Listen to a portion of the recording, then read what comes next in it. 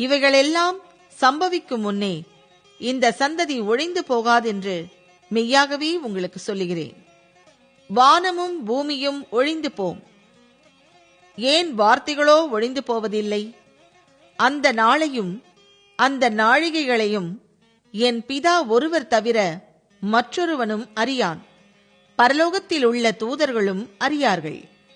நோவாவின் காலத்தில் எப்படி நடந்ததோ அப்படியே மனுஷகுமாரன் வரும் காலத்திலும் நடக்கும்.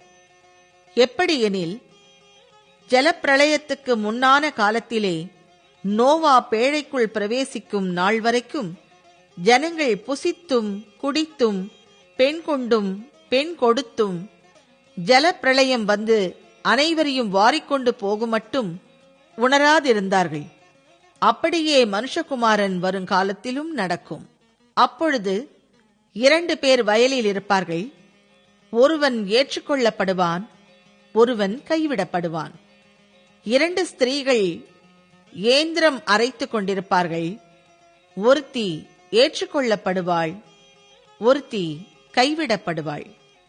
உங்கள் ஆண்டவர் இன்ன நாழிகையிலே வருவார் என்று நீங்கள் அறியாதிருக்கிறபடியினால் விழித்திருங்கள். திருடன் இன்ன ஜாமத்தில் வருவான் என்று வீட்டெஜமான் அறிந்திருந்தால் அவன் விழித்திருந்து தன் வீட்டை கண்ணமிட ஒட்டான் என்று அறிவீர்கள். நீங்கள் நினையாத நாழிகையிலே மனுஷகுமாரன் வருவார். ஆதலால் நீங்களும் ஆயத்தமாயிருங்கள். ஏற்ற வேளையிலே தன் வேலைக்காரருக்கு போஜனம் கொடுத்து அவர்களை விசாரிக்கும்படி எஜமான் வைத்த உண்மையும் விவேகமும் உள்ள ஊழியக்காரன் யாவன்? எஜமான் வரும்போது அப்படி செய்கிறவனாக காணப்படுகிற ஊழியக்காரனே பாக்கியவான். தன் ஆஸ்திகள் எல்லாவற்றின் மேலும் அவனை விசாரணைக்காரனாக வைப்பான் என்று மெய்யாகவே உங்களுக்கு சொல்லுகிறேன். அந்த ஊழியக்காரனோ பொல்லாதவனாயிருந்து என் ஆண்டவன் வர நாள் செல்லும் என்று தன் உள்ளத்திலே சொல்லிக்கொண்டு தன் உடன் வேலைக்காரரை அடிக்கத் தொடங்கி வெறியரோடே புசிக்கவும் குடிக்கவும் தலைப்பட்டான்.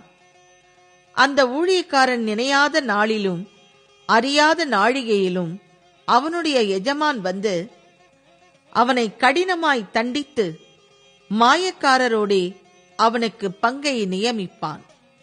அங்கே அழுகையும் பற்கடிப்பும் உண்டாயிருக்கும்.